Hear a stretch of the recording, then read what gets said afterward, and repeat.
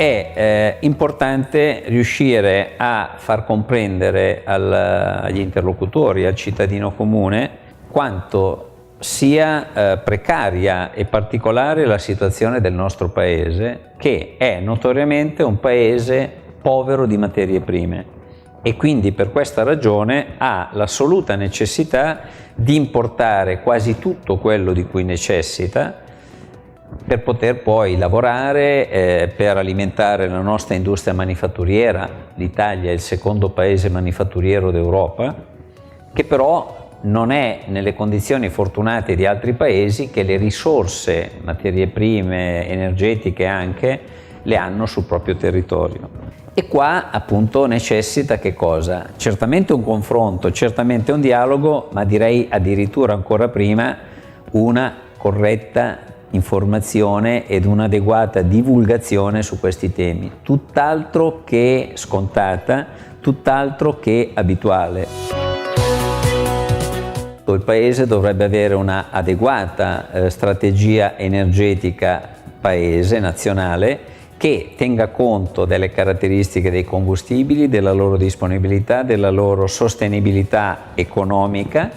e evidentemente in questo caso rivedere, equilibrare e diversificare il mix delle fonti per la produzione dell'energia elettrica, che poi vuol dire l'energia elettrica sappiamo bene che dovrebbe e potrebbe anche a breve termine avere degli impieghi, degli sviluppi massicci. Il primo è la mobilità elettrica. È chiaro che per fare la mobilità elettrica bisogna anche che l'energia se ne produca molta di più di quella che produciamo adesso, perché se vogliamo davvero alimentare un esteso parco veicolare bisogna avere questa disponibilità che va ad aggiungersi a quelle che sono le produzioni ed i consumi attuali. Tenete conto che in Italia noi produciamo l'85% dell'energia che consumiamo, quindi per un sesto dei nostri consumi siamo cronicamente importatori d'Oltralpe e questo chiaramente è uno svantaggio competitivo importante.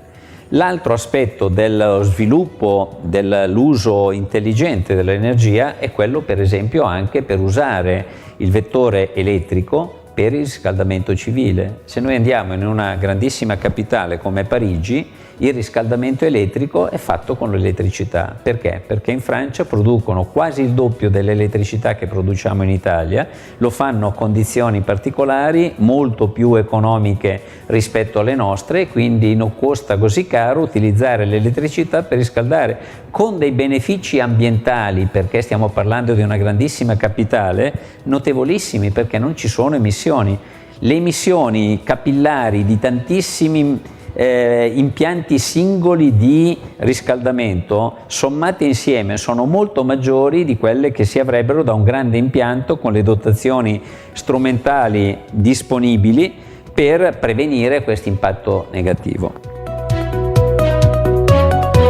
Non bisogna demonizzare nessuna fonte energetica, né tantomeno focalizzare l'attenzione su alcuni aspetti delle caratteristiche di queste fonti, per esempio sul carbone, che è nero e ovviamente potrebbe anche essere polveroso, e allora dire che non va bene o è vecchio perché lo hanno cominciato ad impiegare oltre 2 secoli fa. Perché quello che conta non è tanto la materia prima, ma sono le tecnologie che oggi sono disponibili e che possono essere quindi utilizzate e implementate per poter opportunamente utilizzare queste fonti energetiche. Uno sforzo grande di comunicazione, di divulgazione, di approfondimento su queste cose che anche i giovani, anche i cittadini dovrebbero andare a cercare, non fermandosi agli slogan, agli stereotipi semplici che vengono a volte comunicati per ragioni particolari da certi circuiti. La mia esperienza di dialogo in questo progetto è stata molto importante perché mi ha consentito di confrontarmi con un insieme di altri amici, colleghi, gente che comunque segue diversi filoni del contesto energetico, e mi ha permesso di apportare delle visioni e di apprendere delle cose in modo tale da tenere conto dell'una e dell'altra esperienza, con lo scopo sempre di ottimizzare queste cose e con una visione quanto più allargata possibile.